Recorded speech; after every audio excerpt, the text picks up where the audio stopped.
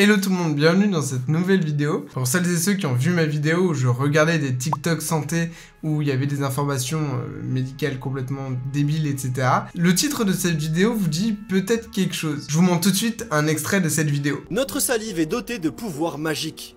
Et oui, notre salive contient de l'ipiorphine, une substance 3 fois plus efficace que la morphine. De l'ipiorphine? Substance 3 fois plus efficace que la morphine. Je sais même pas de quoi il parle. Et suite à ça, l'un d'entre vous qui a vu la vidéo m'a mis en commentaire « Eh, attends, mais je crois qu'en fait il s'est trompé » et qu'il parle de l'opiorphine qui est effectivement une molécule qui aurait été découverte dans la salive, mais effectivement c'est pas du tout de la lipiorphine. Du coup je réponds en disant « Ah mais grave intéressant, envoie-moi l'étude par mail, je serais hyper chaud de la lire et de pouvoir potentiellement en faire une vidéo. » Il me l'a envoyé par mail, très gentiment, big up à toi, et bah l'article était tellement intéressant que je me suis dit que j'allais vous partager la véritable information plutôt que vous dire « Oh non non non, il y a de la lipiorphine qui est sécrétée dans la salive et c'est une substance aussi puissante que la morphine !» Si ce n'est pas déjà fait, je t'invite à t'abonner à ma chaîne YouTube à la fois pour me soutenir et pour ne pas manquer les prochaines vidéos. La découverte de l'opiorphine humaine n'aurait pas été possible sans des études menées sur le rat et sans la découverte de la sialorphine, qui est l'équivalent de l'opiorphine mais pour le rat. La sialorphine est chez le rat un messager hormonal intercellulaire. Il a été observé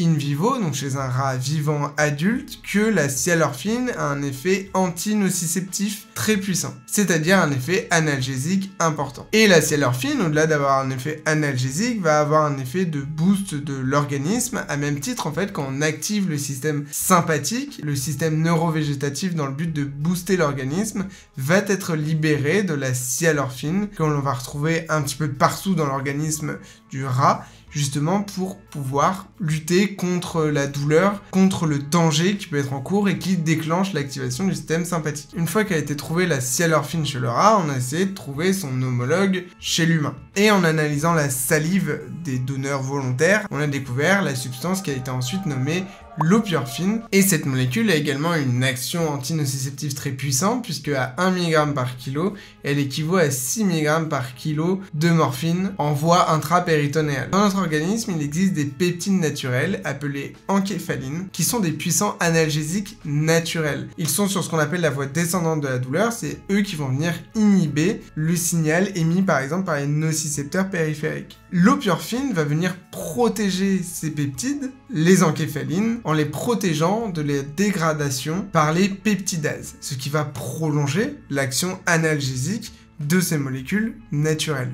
C'est pour ça que l'opiorphine, même si elle rentre dans la classe des morphiniques, serait un thérapeutique non opioïde, puisqu'elle n'agit pas directement sur l'inhibition de la nociception, mais au final stimule les molécules endogènes qui vont venir diminuer la douleur. Du coup, on n'a pas tous les effets indésirables de la morphine au niveau gastro-intestinal par exemple, au niveau de la rétention des urines, au niveau cardiovasculaire. C'est en 2018 qu'a débuté le premier essai randomisé de cette molécule l'opiorphine, renommée pour l'étude STR-324, où justement on a reproduit cette molécule qu'on va tenter d'administrer chez des patients, justement dans le but d'aller booster au final leurs encéphalines afin de venir renforcer l'analgésie qui est déjà présente dans notre organisme. L'effet antalgique de cette substance est bloqué lorsqu'on administre du naloxone, qui est l'antidote de la morphine, qui est l'antagoniste de cette molécule, qui va venir bloquer les récepteurs mu par exemple.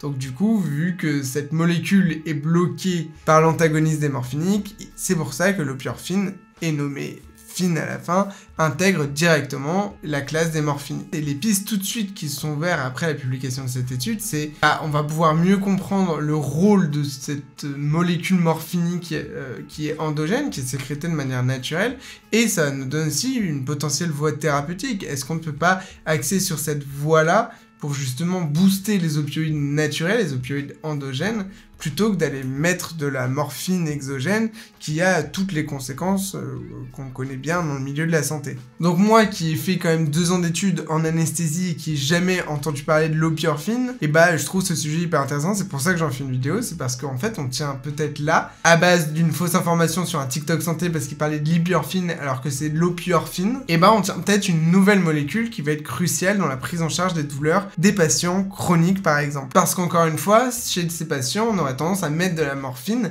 qui a un effet d'accoutumance, un effet d'addiction, un effet, on a dit, des effets indésirables de partout, alors que là, cette fameuse molécule opioïde pourrait simplement venir booster le système analgésique endogène du patient. Voilà, je trouve ça dingue. J'espère que cette petite vidéo vous a plu. Merci beaucoup à Gabriel pour cette information. Preuve que je lis vos commentaires, n'est-ce pas? Et preuve que j'écoute les critiques, même si ça n'en était pas vraiment une, mais effectivement, dans cet extrait de vidéo, je rigole beaucoup parce qu'il a dit plein d'autres conneries avant, mais il est vrai, effectivement, qu'on a découvert une nouvelle molécule qui ressemble à de la morphine, même si c'est pas totalement ça, et surtout qu'il a pas dit le bon nom de la molécule. Mais derrière ça, il y a un fond de vérité, et quand on explore la vérité, et quand on fait cette démarche-là d'aller regarder les études et les articles scientifiques sur le sujet, on découvre une véritable information. Ça permet de rebondir sur ces fameux TikTok santé où les personnes ne sont pas professionnelles de santé et ne vont absolument pas aller chercher au-delà de gros titres sur des articles qu'ils peuvent voir, etc. Donc merci à toi, Gabriel, de m'avoir offert l'opportunité de faire cette vidéo qui était, en tout cas pour moi,